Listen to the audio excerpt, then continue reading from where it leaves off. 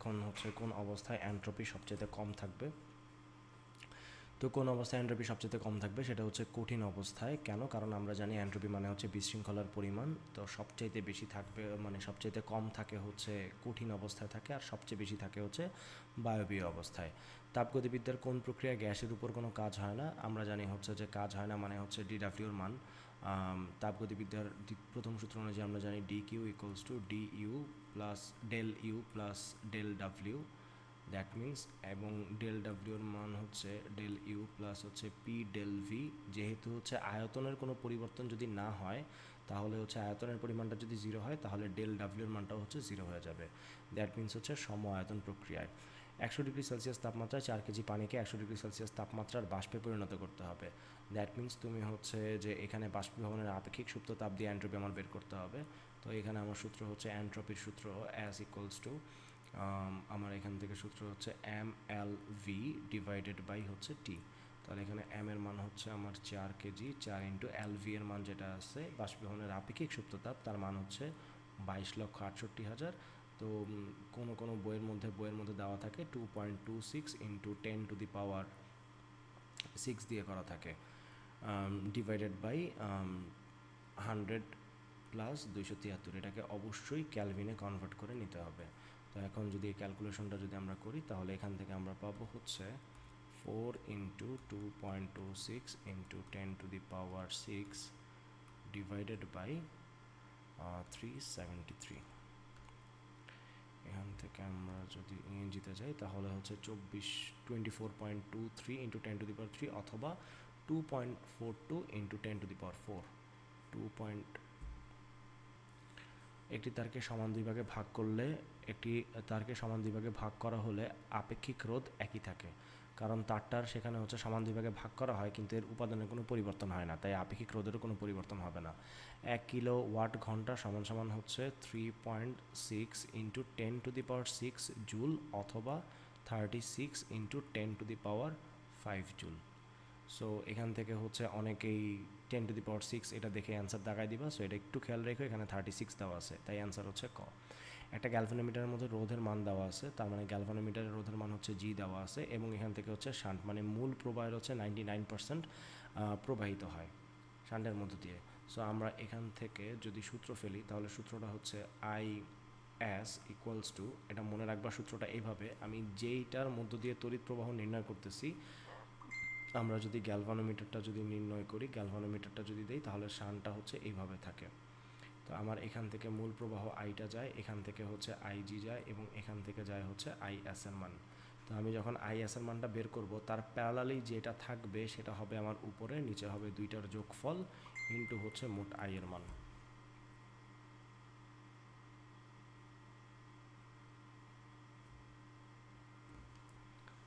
তো এখন আমাদের এখান থেকে হচ্ছে যে আমি যদি জি এর মানটাকে বসাই তাহলে এখান থেকে আমার আইএস এর মানটা হচ্ছে মূল প্রবাহের 99%, that means 0.99 I equals to G divided by G plus S into হচ্ছে আই। এখান থেকে আই কাটা চলে যাবে।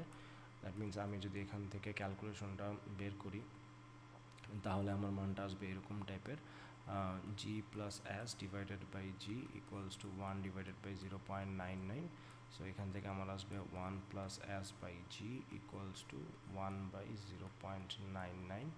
দ্যাট মিন্স এখান থেকে আসবে S by G equals to 1 by 0.99 minus 1, and S equals to G into 1 by 0.99 minus 1।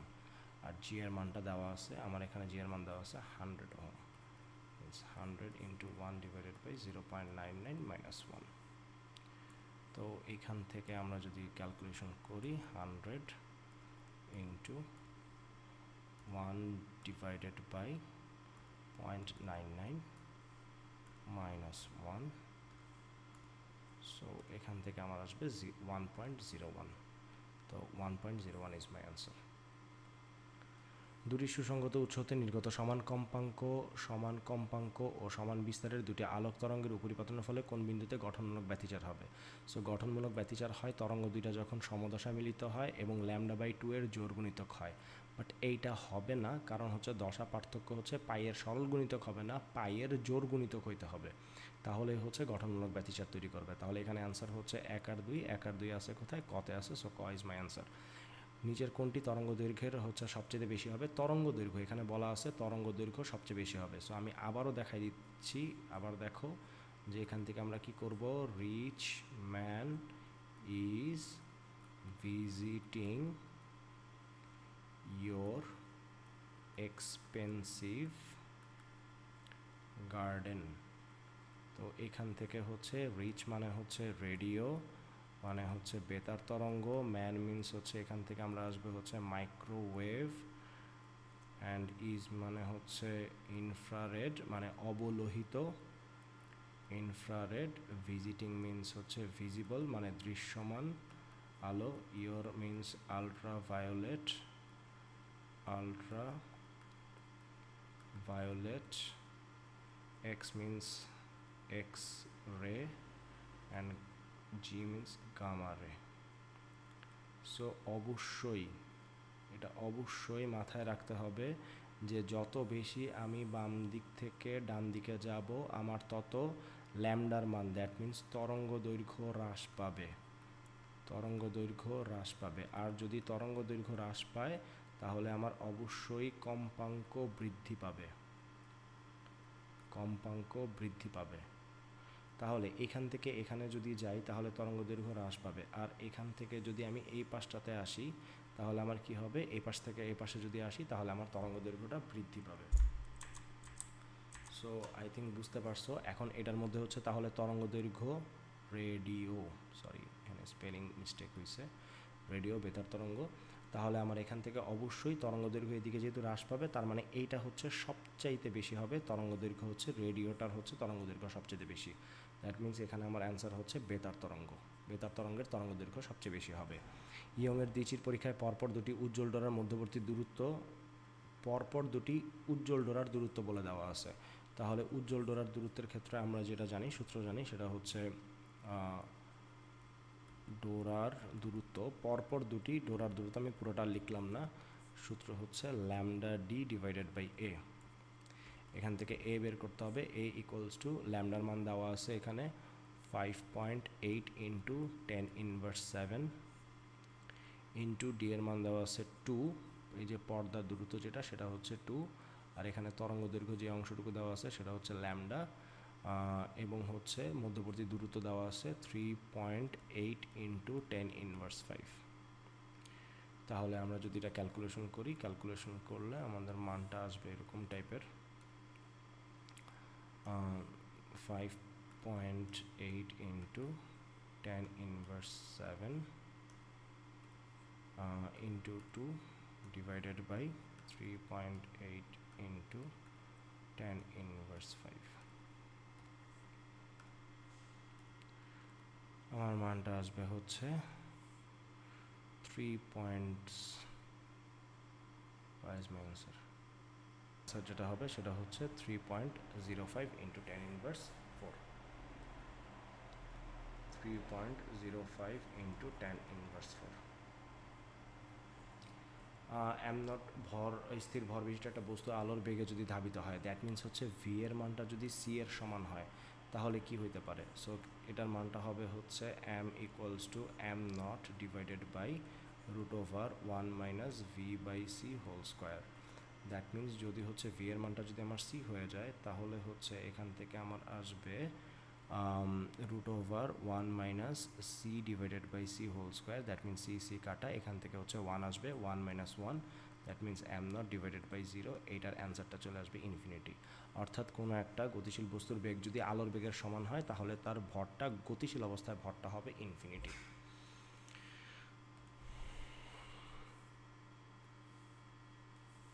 এখান থেকে দেওয়া আছে হচ্ছে 30 মিটার দৈর্ঘ্যের কোনো একটা বস্তুর স্থির অবস্থা থেকে এত বেগে গতিশীল অবস্থায় আছে, তার মানে হচ্ছে এটা হচ্ছে আমার নিশ্চল অবস্থায় দৈর্ঘ্য, নিশ্চল অবস্থায় দৈর্ঘ্য হচ্ছে এল নট, এখান থেকে ভি এর মান দিয়ে দেওয়া আছে, ভি এর মান দেওয়া আছে এত, তাহলে আপাত দৈর্ঘ্য মানে হচ্ছে গতিশীল অবস্থায় দৈর্ঘ্য।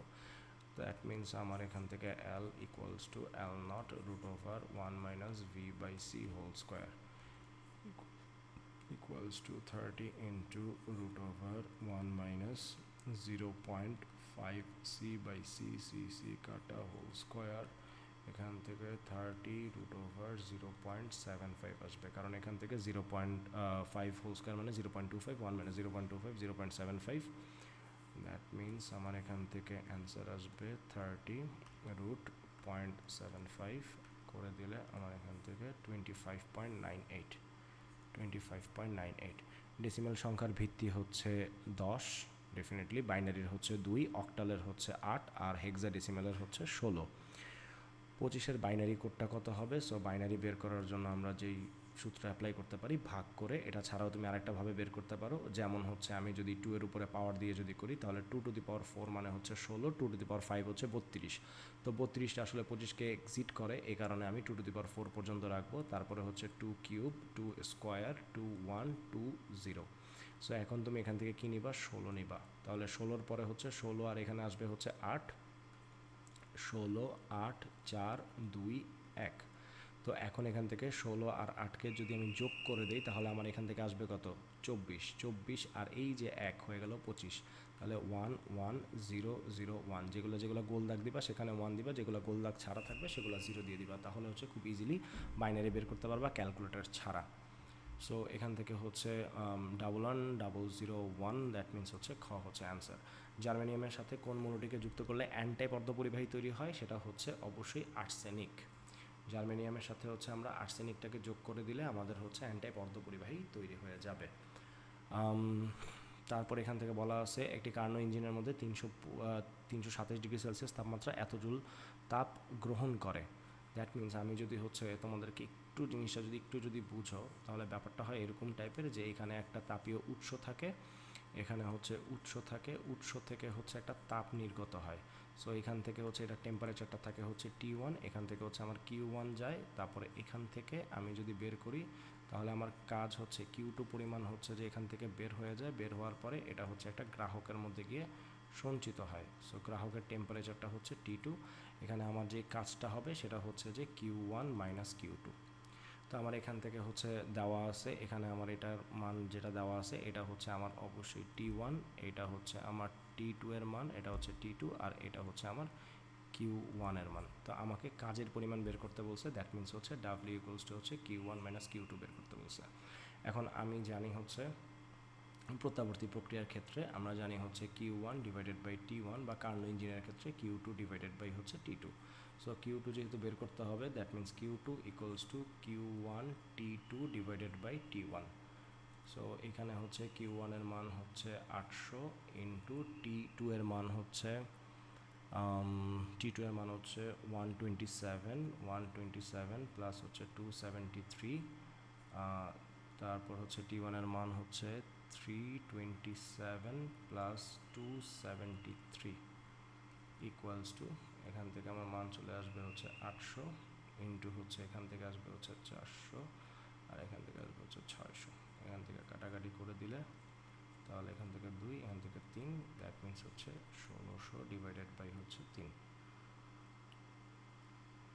তো এখন আমাকে যে কাজের পরিমাণটা বের করতে হবে, সো আমার এখান থেকে হচ্ছে Q1 এর মান হচ্ছে 800 মাইনাস 1600 / হচ্ছে 3।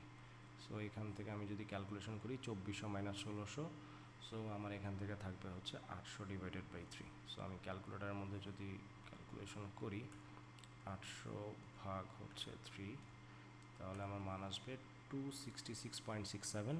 তো এইটার মানটা এক্স্যাক্টলি নাই, বাট এখানে 267 আছে, তাই এটাই হচ্ছে অ্যান্সার। এরপর আমাকে এখান থেকে যেটা বলা হয়েছে যে পরবর্তীতে অবস্থায় দক্ষতা পূর্বের অর্ধেক হবে, সমান হবে, দ্বিগুণ নাকি 3 গুণ হবে। সো আমার প্রথমে হচ্ছে আমার এখান থেকে আমি কর্মদক্ষতা বের করে নিতে পারি। সো প্রথমে আমার হচ্ছে কর্মদক্ষতার মান ইটা = 1 minus T2 / T1। So 1 minus T2 এর মান হচ্ছে আমরা এখান থেকে জানি 100, এখান থেকে আসবে হচ্ছে 400 / 600, দ্যাট মিনস এখান থেকে আমার আসবে হচ্ছে 200/600 equals to 13, that means 0.33। So এটার মান আসবে 0.33। যদি হচ্ছে আমার গ্রাহকের তাপমাত্রা গ্রাহক। সো গ্রাহক কোনটা? গ্রাহক হচ্ছে আমার T2। So T2 prime, T2 এর মানটাকে যদি হচ্ছে 227 করা হয়, দ্যাট মিনস হচ্ছে eta prime equals to 1 minus T2 prime divided by T1। That means 1 minus এখান থেকে হচ্ছে 270 প্লাস 273 ডিভাইডেড বাই T1 এর মান same 600, that means 1 minus 5/6, that means 1/6, আর এখান থেকে ছিল হচ্ছে 1/3। তাহলে এটার চাইতে এটা কতটুকু হয়ে যাবে? এটার মানটা হয়ে যাবে 0.1667 এরকম টাইপের। তাহলে আমার এখান থেকে মানটা কতটুকু হবে? Eta prime divided by eta equals to 0.1667 divided by 0.33 যদি আমরা করি, ক্যালকুলেশন করি, তাহলে আমার এখান থেকে মান পাবো হচ্ছে হাফ, 1/2 অর্থাৎ 0.5। তাহলে পূর্বের তুলনায় এটার মানটা হচ্ছে অর্ধেক হয়ে যাবে। সো এটা হচ্ছে আমার অ্যান্সার, অর্ধেক। তো আমি তোমাদেরকে বোঝার সুবিধার জন্য আমি একবারে ভেঙে ভেঙে সবগুলো করতেছি। একই তরঙ্গ মুখে অবস্থিত যে কোনো দুটি বিন্দুর মধ্যে দশা পার্থক্য অবশ্যই শূন্য হবে, কারণ তারা একই তরঙ্গ মুখের উপরে অবস্থিত।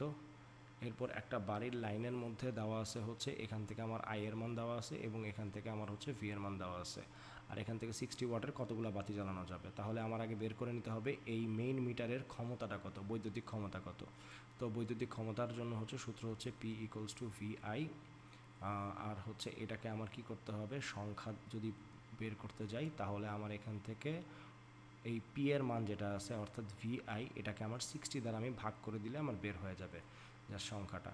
তাহলে এখান থেকে 15 into 220 divided by 60, I think এখান থেকে আসবে হচ্ছে 4, আর এখান থেকে আসবে হচ্ছে 55। তাহলে 55 ইজ মাই আনসার। পরম তাপমাত্রায় অর্ধপরিবাহীর আচরণ, পরম শূন্য তাপমাত্রায় হচ্ছে অর্ধপরিবাহীর আচরণ হয় অপরিবাহী, কারণ আমরা জানি অর্ধপরিবাহীর তাপমাত্রা বাড়ালে এটা পরিবাহীর নিয়ে আচরণ করে। অরগেটের বুলিয়ান বীজগাণিতিক ফাংশন হচ্ছে, আমরা অরগেটটাকে মেইনলি হচ্ছে যেমন এরকম যদি থাকে তাহলে আমরা এখান থেকে যদি এখানে এ হয় আর এখানে বি হয় তাহলে আমরা কি লিখি? এ প্লাস বি লিখি। আর অ্যান্ড গেটের ক্ষেত্রে আমরা ইউজ করি হচ্ছে গুণটা, তাহলে এখান থেকে আমাদের যোগটা ইউজ হবে, যোগটা হচ্ছে অ্যান্সার।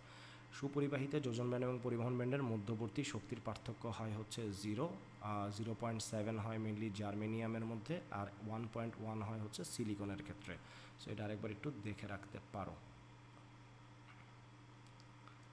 তো আমাদের এখান থেকে দেওয়া আছে, এখান থেকে আমাকে বলছে উদ্দীপকের মধ্যে বর্তনীর তুল্য রোধ কত হবে। সো তুল্য রোধ যেহেতু এখানে 3টা প্যারালালই দেওয়া আছে, তো তুমি চাইলে একটু ইজিলি বের করতে পারো অথবা ক্যালকুলেটারে বের করতে পারো, কোনো সমস্যা নেই, সবগুলো যেহেতু প্যারালালি দেওয়া আছে। সো আমি হচ্ছে যেভাবে বের করি সেটা হচ্ছে এইভাবে দিয়ে, দেন হচ্ছে 10 ইন্টু 20 ইন্টু 30 ডিভাইডেড বাই প্রত্যেকটার আলাদা আলাদা গুণফল এর সমষ্টি, 20 ইন্টু 30 প্লাস 30 ইন্টু 20। আমার কাছে মনে হয় যে যতটুকু ডিভাইস থেকে যত কম মানে যত বেশি আর কি দূরে থাকা যায়। সো এখান থেকে আসবে 6000, এখান থেকে তোমার আসবে হচ্ছে 200 প্লাস হচ্ছে 600 প্লাস হচ্ছে 300। তাহলে এখান থেকে তুমি পাবা হচ্ছে 6000 ডিভাইডেড বাই হচ্ছে 6 3 9 1100, এখান থেকে এটা টাকাটা। সো এখন তুমি ক্যালকুলেটার ইউজ করতে পারো, আর যদি নাও করতে চাও তাহলে হচ্ছে 5 11 55 মানে 5 পয়েন্ট সামথিং আসবে। সো আমার এখানে অ্যান্সারটা ডেফিনেটলি আসবে 5.45। সো আমি এখান থেকে বাকি মানটুকু আমি গেস করেও অ্যান্সার বসাই দিতে পারবো, সমস্যা নেই। তাও তুমি যদি দেখতে চাও 60 ডিভাইডেড বাই হচ্ছে 11, তাহলে হচ্ছে এখান থেকে আসবে 5.45। সো 30 ওহম রোধের মধ্যে দিয়ে কী পরিমাণ তড়িৎ প্রবাহিত হয়েছে, তো আমরা এটা অ্যাকচুয়ালি হচ্ছে সিডিআরের সূত্র অ্যাপ্লাই করব। তো তোমরা কি সিডিআরের সূত্র কি জানো কিনা আমি জানি না, বাট সিডিআরের সূত্রটা হচ্ছে এরকম টাইপের হয়। যদি এরকমটা যদি থাকে, ধরো এরকম একটা প্যারালাল আছে, তো সিডিআরটা একটু আমি দেখাই দিই, যাতে মনে তো আছে শিওর আমি জানি, বাট তারপরেও যদি ভুলে যাও বা একটু স্মরণ করে দিলে ভালো হবে। সো I1 I2 এদিক দিয়ে যাবে। তো আমরা যদি হচ্ছে যে ডিরেক্ট যদি বের করতে চাই আর এখানে ই থাকে, তো আমাদের যদি হচ্ছে বের করতে চাই সিডিআর অর্থাৎ I1 এর মানটা যদি আমি বের করতে চাই, তাহলে I1 ইকুয়ালস টু আমি উপরে বসাবো হচ্ছে RP, নিচে বসাবো হচ্ছে R1, ইন্টু হচ্ছে আই, এভাবেও তুমি বের করতে পারো, অথবা যদি দুইটা দেওয়া থাকে, সো দুইটা দেওয়া থাকলে হচ্ছে তুমি এভাবে বের করতে পারো। শুধুমাত্র যদি দুইটা দেওয়া থাকে, সো দুইয়ের অধিক হইলে তুমি এই সূত্র, এটা সবগুলোর ক্ষেত্রে তুমি বের করতে পারবা। আর হচ্ছে যে এটার ক্ষেত্রে তুমি কি করবা, অপোজিটে যে রোডটা আছে সেই রোডটাকে বসাবা উপরে, নিচে বসাবা হচ্ছে R1 প্লাস R2 ইন্টু হচ্ছে আই। সো এই দুইটার যে কোনো সূত্র দিয়েই তুমি বসালেই দেখবা যে ম্যাথটা হয়ে গেছে। তো এখন আমাদের এখান থেকে যে অংশটুকু দেওয়া হয়েছে, তাহলে আমার এখান থেকে হচ্ছে দেখো এখান থেকে একটা আই বের হয়েছে, বের হওয়ার পরে এখান থেকে একটা হচ্ছে আমার I1 গেছে ধরো, আর এখান থেকে হচ্ছে আমার I2 গেছে। তাহলে এখান থেকে আমার প্রথমে বের করতে হবে I2 এর মানটা হচ্ছে আমার বের করতে হবে। সো I2 এর মানটা বের করার জন্য আমি যদি বের করি, মোট আই এর মানটা আমার আগে যদি বের করি, তাহলে আমরা এখান থেকে পাবো যে I equals to E divided by R P, মানে আর ইকুইভ্যালেন্ট মানে সবগুলার মান। সো এখান থেকে আমার হচ্ছে ব্যাটারির চার্জ দেওয়া আছে 12 ভোল্ট, এখানে হচ্ছে 12 divided by 5.45, so 12 5.45 2.2, that means 2.2 ampere is my পুরোটা সম্পূর্ণটার হচ্ছে তড়িৎ প্রবাহের মান হচ্ছে 2.2। এখন এখান থেকে দেখো এই যে এইটা আর এইটা, এই দুইটা হচ্ছে কিভাবে আছে, এটা প্যারালালি আছে, এরপরে এই দুইটা, এরপরে এইটার সাথে আবার প্যারালালি আছে। সো আমি এটাকে যদি এইভাবে যদি করি যে এই যে এই অংশটুকু আর এটা হচ্ছে এই অংশটুকু, ধরো এখান থেকে আমার হচ্ছে RP1 এর মানটা হচ্ছে কত হবে একটু পরে বের করতেছি, আর এখানে হচ্ছে আমার ধরো এটা হচ্ছে আমার R3 এর মান হচ্ছে 30। তো এখন আমার এখান থেকে আরপি এর যে মানটা আছে সেই আরপি এর মানটা হচ্ছে আমার কত হবে, আরপি এর মানটা মানে RP1 এর যেটা আছে, অর্থাৎ 10 আর 10 আর 20 মিলে যেটা আছে, এটা হচ্ছে দুইটা থাকলে এইভাবে করতে পারবা, উপরে হচ্ছে দুইটার গুণফল আর নিচে হচ্ছে দুইটার যোগফল। দ্যাট মিনস এখানে আসবে তোমার 200 ডিভাইডেড বাই হচ্ছে 30। সো এখান থেকে আসবে হচ্ছে 6.67 ওহম। তো এখন আমার বের করতে হবে I2 বের করব, যেটা I3 এর মধ্য দিয়ে গেছে। তাহলে আমি উপরে কি বসাবো, আমি বসাবো হচ্ছে আমার উপরে থাকবে হচ্ছে মানে RP1, নিচে হচ্ছে RP1 প্লাস R3 ইন্টু হচ্ছে I। তাহলে এখান থেকে তুমি যদি বসাও 6.67, নিচে হচ্ছে 6.67 প্লাস হচ্ছে 30 ইন্টু আই এর মান হচ্ছে 2.2। তাহলে এখান থেকে ক্যালকুলেটরে যদি আমরা বসাই, তাহলে আমাদের মান আসবে 6.67 ডিভাইডেড বাই 36.67 ইন্টু 2.2। এখানে ক্যালকুলেশন করে দিলে 0.4 ampere, and this is my answer. আর দুটা নিচের কোনটি হাইগেনের তরঙ্গ তত্ত্বের সাহায্যে ব্যাখ্যা করা যায় না, ব্যাখ্যা করা যায় না হচ্ছে দুইটা জিনিস, একটা হচ্ছে সমবর্তন এবং আরও একটা হচ্ছে কি ফটো ইলেকট্রিক ইফেক্ট, আলোক তড়িৎ ক্রিয়া। আলোক তড়িৎ ক্রিয়া ও সমবর্তন ব্যাখ্যা করা যায় না,